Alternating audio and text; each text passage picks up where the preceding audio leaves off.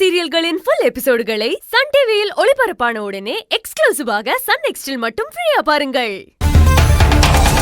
நீயும் சிந்துவும் இந்த வியாபாரத்தை நல்லபடியா அடுத்த நிலைமைக்கு கொண்டு போங்கம்மா.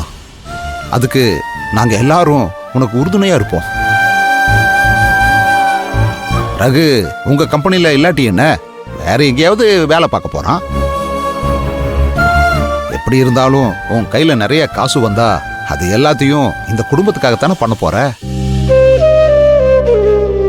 அதனால ரகுவை பத்தி கவலைப்படாம நீயும் சிந்துவும் இந்த வியாபாரத்தை எப்படி பெருசு பண்றதுன்னு மட்டும் யோசிச்சு பாருங்கம்மா.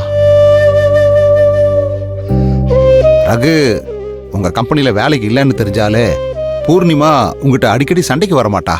அதுக்காகத்தான் சொல்றேன். அதனால ரகுவை இனிமே உன் கம்பெனிக்கு வேலைக்கு எடுத்துக்காத. அவங்கிட்ட நாங்க பேசிக்கிறோமா. என்ன மாமா, ரகு ரொம்ப ஆசையா நம்ம கம்பெனில வேலைக்கு சேர்ந்திருக்காரு. இப்ப போய் அவரை வேண்டான்னு சொன்னா ரகு மனசு ரொம்ப கஷ்டப்படும்ல. ரகு மனசு கஷ்டப்படுதுன்னு பாத்துக்கிட்டு மொத்த குடும்பத்தோட மனசையும் கஷ்டப்படுத்திக்க வேண்டாம் செவ்வந்தி. ரகு ஒரு ஆள் தானே, ஒரு குடும்பத்துக்காக ஒரு ஆள் கஷ்டப்படலாம், ஒண்ணு தப்பில்லம்மா. நீ அவனை வேலையை விட்டு அனுப்பிடு, மத்ததெல்லாம் நாங்க பேசிக்கிறோம். இல்ல பாட்டி, எதுக்கு தேவையில்லாம பாவம். செவந்தி, வேலையில போற ஓனானை எடுத்து வேட்டிக்குள்ள விட்ட கதைன்னு சொல்லுவாங்க. பூர்ணி தான் ஆகாதுன்னு ஆயிடுச்சு. அவ புருஷனை எதுக்கு உன் கம்பெனில வேலைக்கு வச்சு நீ ஏன் உனக்கு தலைவலிய கொடுத்துக்கிற? எல்லா இடத்துலயும் பாவம் பார்த்து உணர்ச்சி வசப்பட்டு முடிவெடுத்தேன்னா இதுதான் கெதி. வியாபாரம் பண்றவங்க அறிவுபூர்வமா தான் முடிவு எடுக்கணும், உணர்ச்சி வசப்பட்டு முடிவே எடுக்க கூடாது.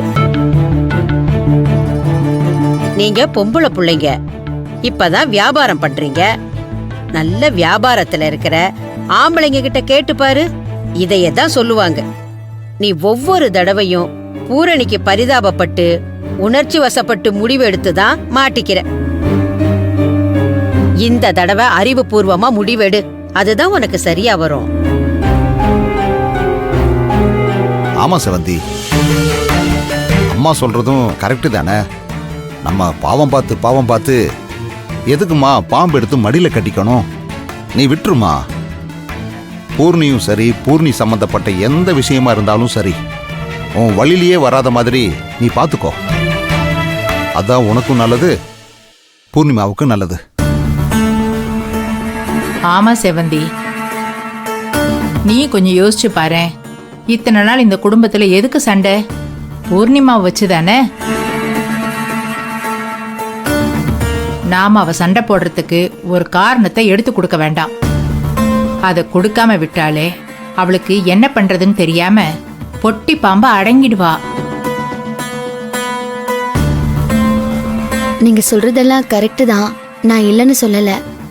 ஆனா பூர்ணிமாவை அவ வழியிலேயே போய் தான் அவளை அடக்கணும்னு நான் ஒரு பிளான் பண்ணிருக்கேன். என்ன செவந்தி, நீ என்ன யோசிச்சு வச்சிருக்க?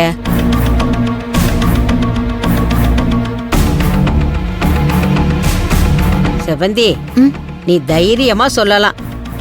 இந்நேரத்துக்கு அவ எங்க முழிச்சுக்கிட்டு இருக்க போறா? அவ தூங்க போறேன்னு போய் 1 மணி நேரத்துக்கு மேல ஆயிடுச்சு. நீ சொல்லு. பாட்டி, ரகுவுக்கும் சிந்துவுக்கும் கல்யாணம் பண்ணி வைக்கலான்னு இருக்கேன்.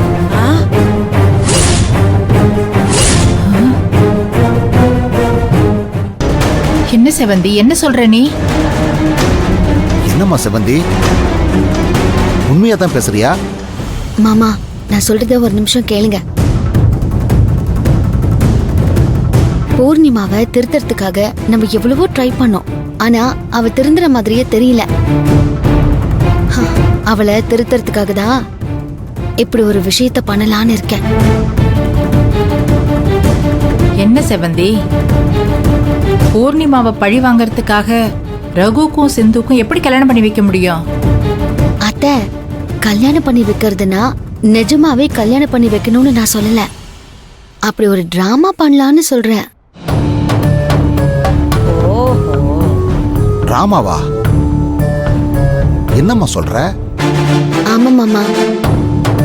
பாட்டி, நான் நிஜமா கல்யாணம் பண்ணி வைக்கணும்னு சொல்லல. அப்படி நிஜமா கல்யாணம் பண்ணி வச்சா அது தப்பு தானே. ஆனா இந்த பூர்ணிமா ரகுவையும் சிந்துவும் தானே டவுட் பட்டுக்கிட்டே இருக்கா. அவளுக்கு என்ன டவுட்டோ அதையே நிஜமாக்கி அவளுக்கு ஒரு ஷாக் கொடுப்போம். ஏன் செவந்தி, இப்போ ரகுவுக்கும் சிந்துக்கும் கல்யாணம் பண்ணி வச்சா சரியா போயிடுமா என்ன? அப்படி இல்ல அத்தை. இன்னும் கொஞ்ச நேரத்துல சிந்து இங்க வந்துருவா. சிந்து இனிமே நம்ம வீட்ல தான் தங்குவா.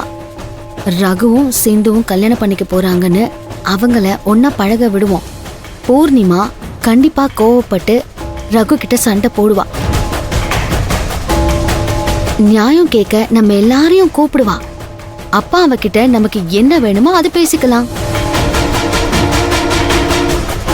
அது வரைக்கும் அவளுக்கு கொஞ்சம் தண்ணி காட்டுவோம்.